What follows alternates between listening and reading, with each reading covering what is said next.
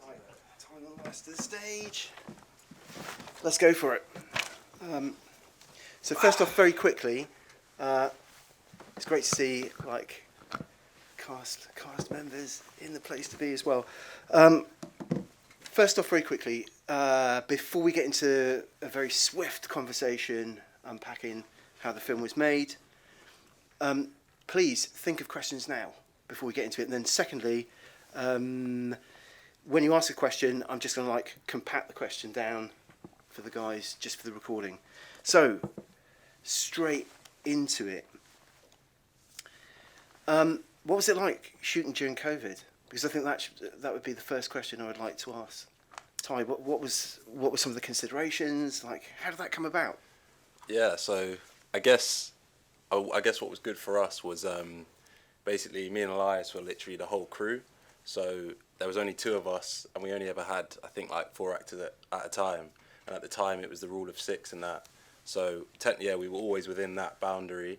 It actually worked quite well in some ways for some exteriors, and we didn't need too many people in the background. Yeah, so sort of multiple bubbles. Yeah. So in a way, it kind of worked, it being quiet. But then at the same time, we got lucky with when we shot the exteriors, like in Oxford City Centre. It was like summer, the sun was out, so it all looked a bit more normal. Had to hide a couple people, like masks in the background. But apart from that, yeah, I'd say it was actually quite smooth. I don't know if Elias had the same experience, but... Yeah, no, I agree Nice. with what you said, yeah. So that's really interesting, like two things. So like in the diegetic world, the sort of the narrative make-believe world of the film. So do you think it was set in like 2019 or something? Yeah, sorry, I should probably mention, like, because it's set in 2019, that was like, the main thing we wanted was not to capture any of what's gone on in the last year or couple of years, however long it's been. But yeah, like I said, it actually ended up working fine. Like, yeah, we didn't get caught too much with the look of 2020, and yeah.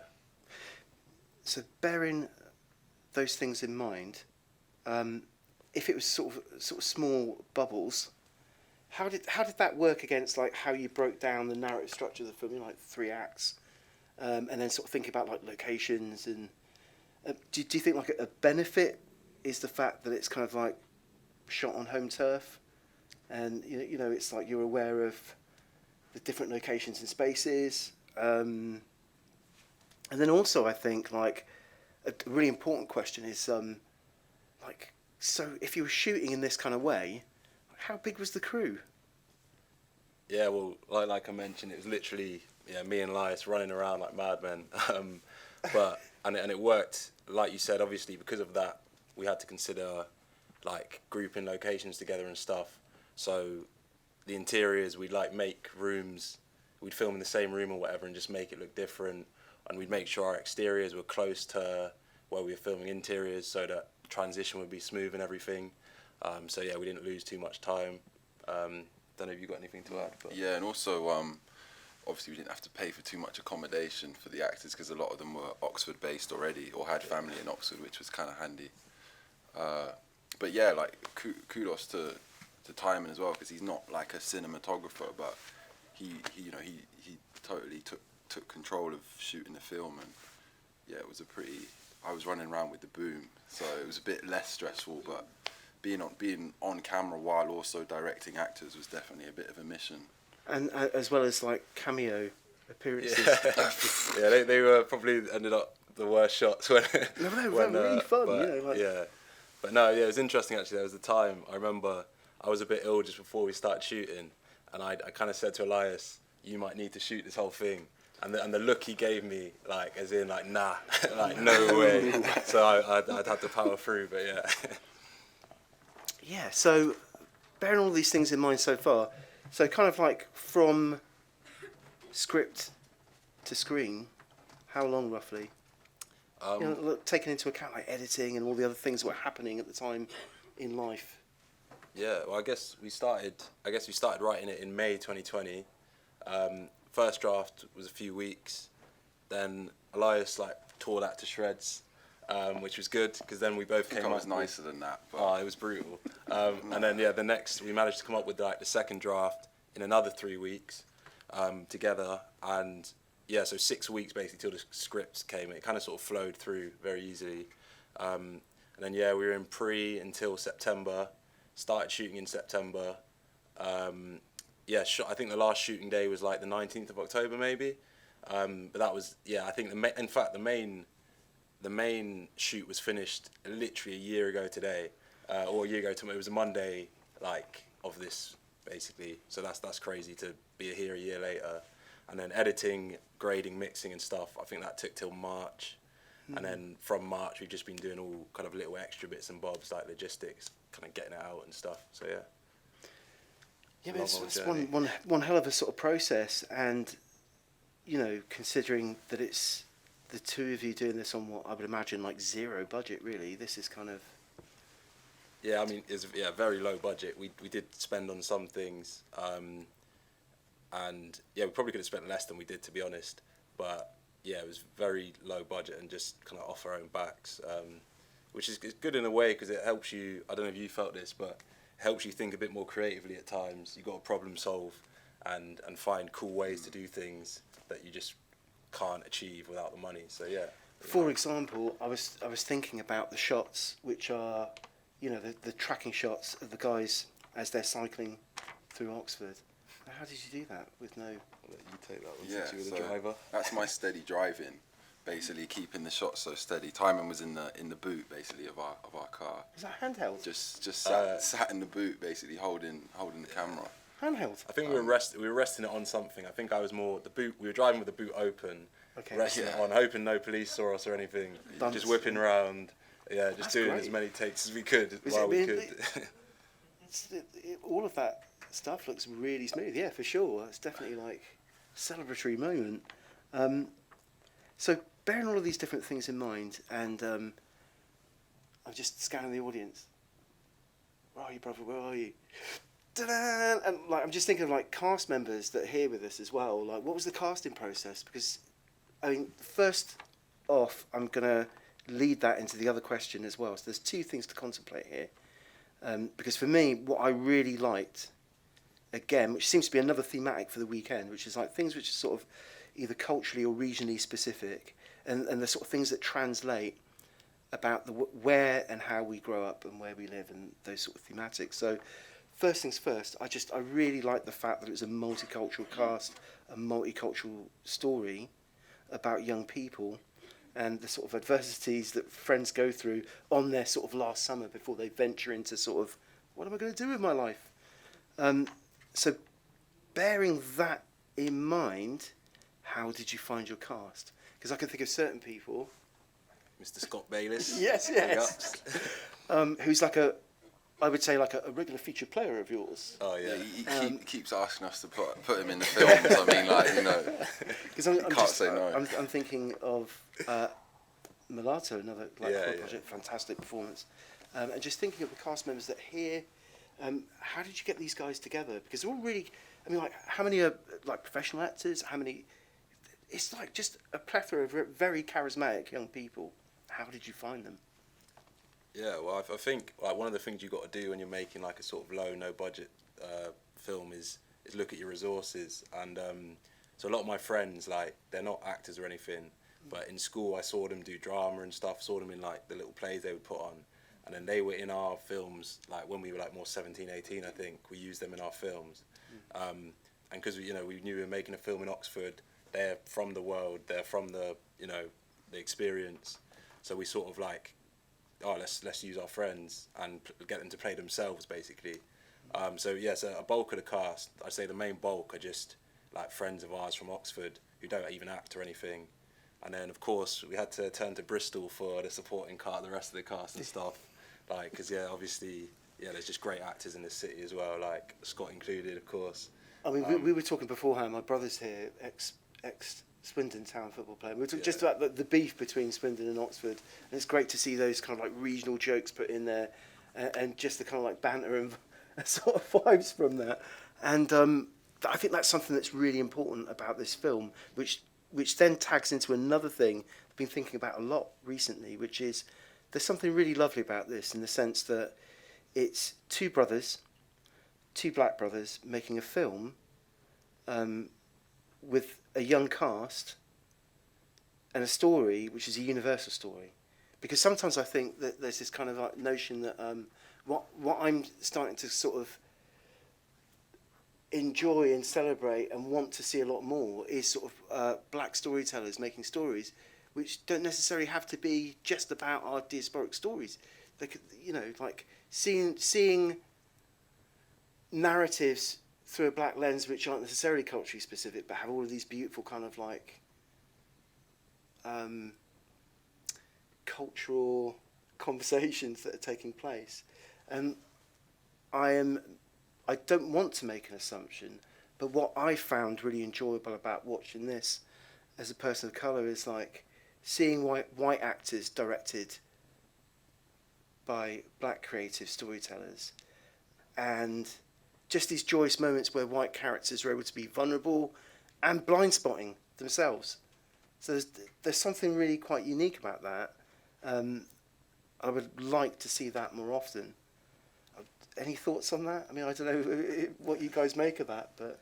Yeah, well, I guess, I mean, for both of us, like, so I guess what they're even trying to do in the event, in the film, it's not even something that, like, me and Elias have done, like, trying to break into a festival. We haven't done that, but it's come being through conscious. Yeah, exactly, but it's come from our friends, so it's more us.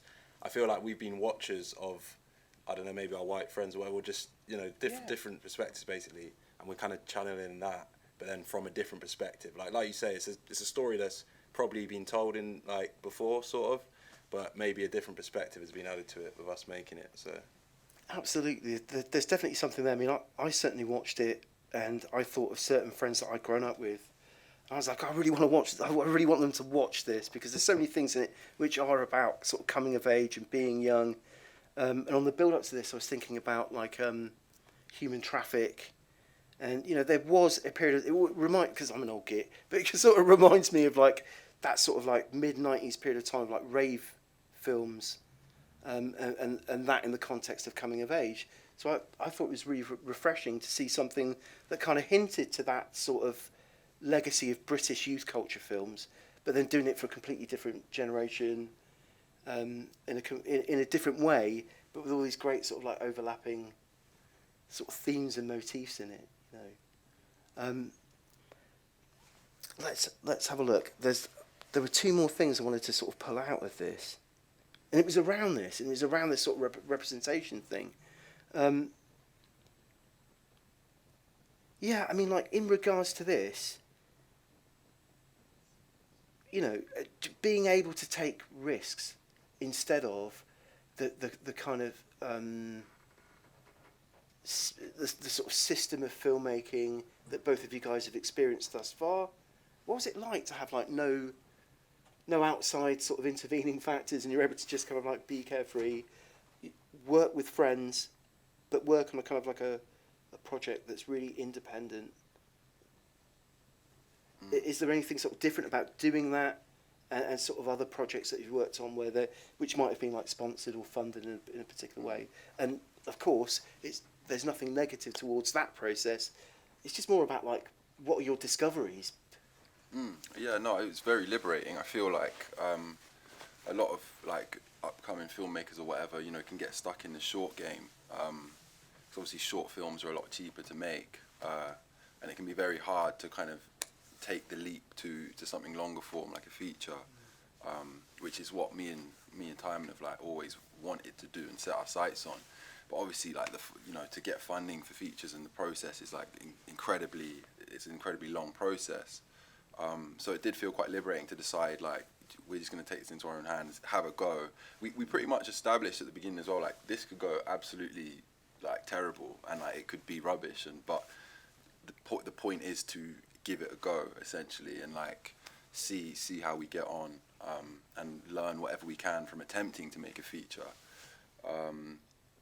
And yeah, no, it was just very liberating, because obviously it is a very personal story to us, and it's interesting that Timon mentions, because we are kind of like, we were maybe a bit outsiders in our friendship groups and observed a bit more of like what other people did, sort of thing, while still, like, you know, enjoying it kind of vicariously in a sense.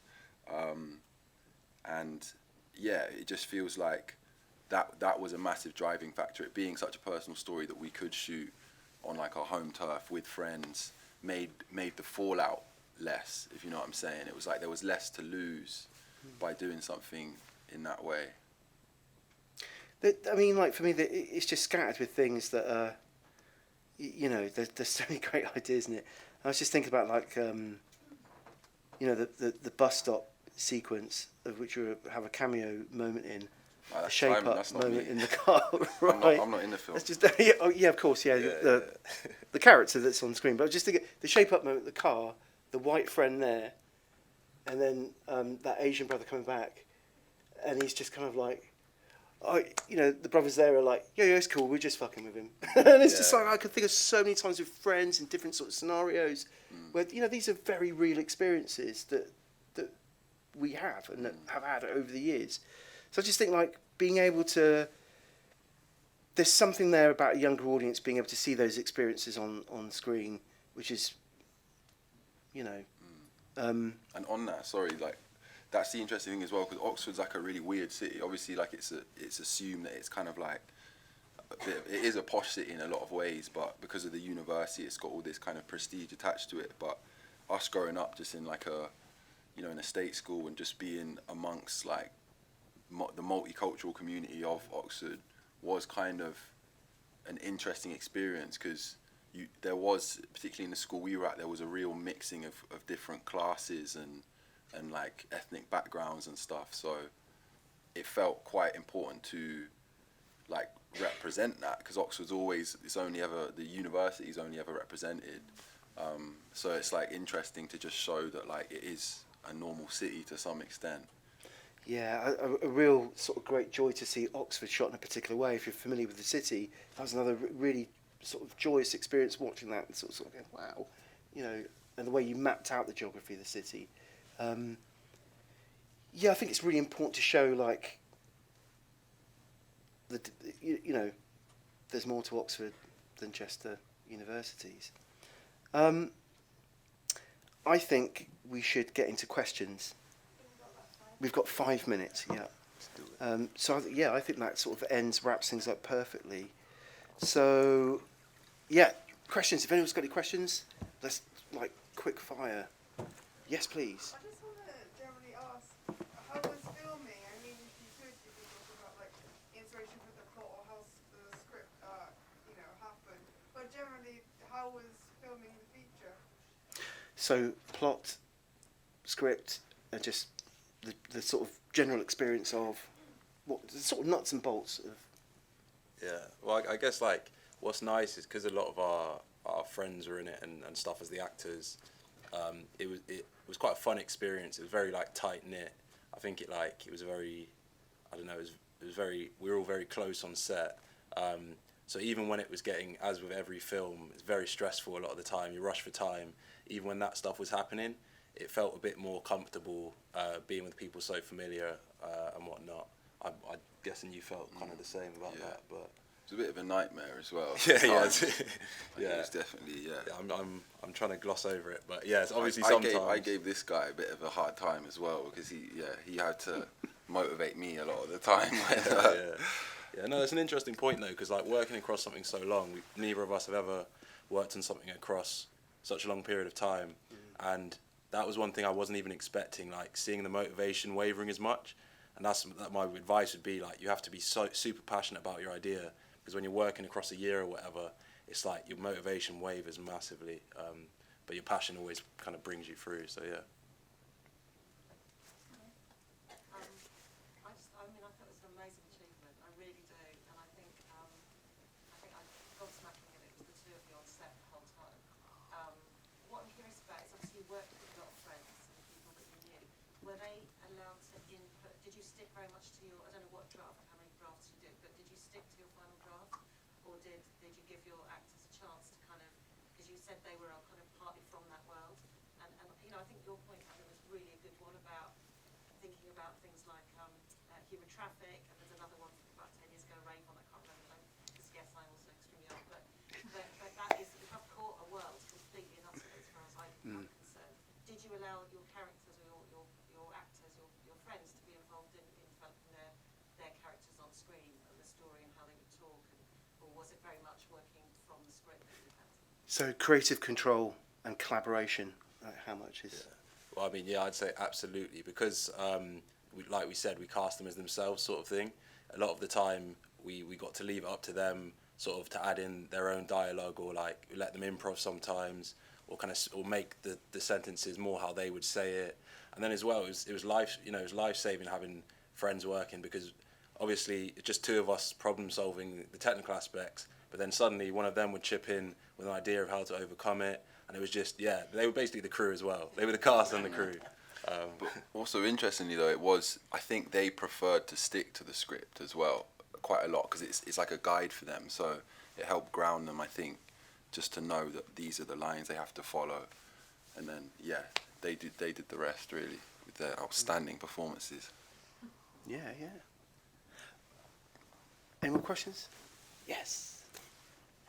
I got a question about sound and music. I mean, it was such an integral part of, you know, kind of driving the part, and obviously one said thanks to Hack at the end, and I was just wondering what that process was like, and whether it kind of was at the initial thing, you knew that was going to be a driving force, or whether that kind of became part of it as the process went along, and just what the process was like of getting that kind of musical quality.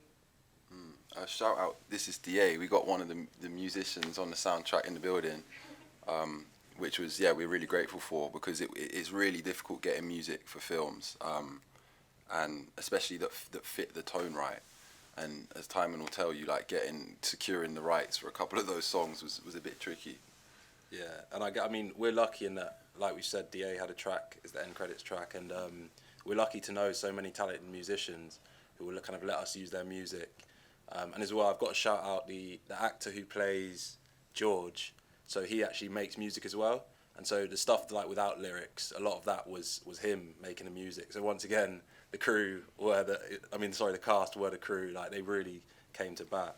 And yeah, then I don't know if you want to speak to the troubles of. Yeah, well, we just knew the Hack Baker. So we had one tune in for the opening title sequence with the photo montage, and we couldn't secure the communication was breaking up, but the Hack Baker songs felt so of the moment and of our generation in terms of like that drinking culture and whatever, and yeah, so we were so keen to get the Hack Baker tunes, and I just DM'd him on Instagram, and he responded and was keen, and that really helped, because if the artists themselves lets their manager know, then you can kind of get a slightly cheaper price for licensing the songs. I'd say that's a pretty important insight when thinking about soundtracks. I'm not sure that there's enough time for a final question. Unfortunately, we're cutting it fine.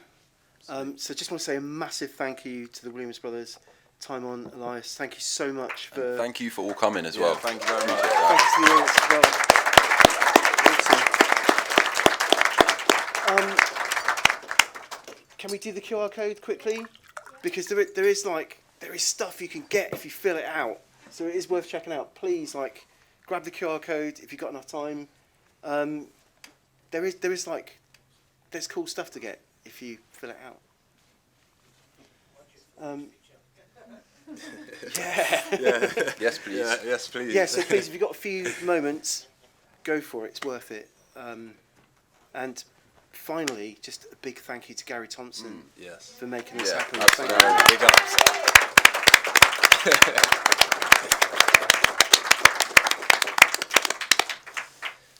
Yeah, just on that, a massive thanks to Gary, because it's really difficult for filmmakers to have their film screened. So it's amazing what he's doing. So I appreciate it.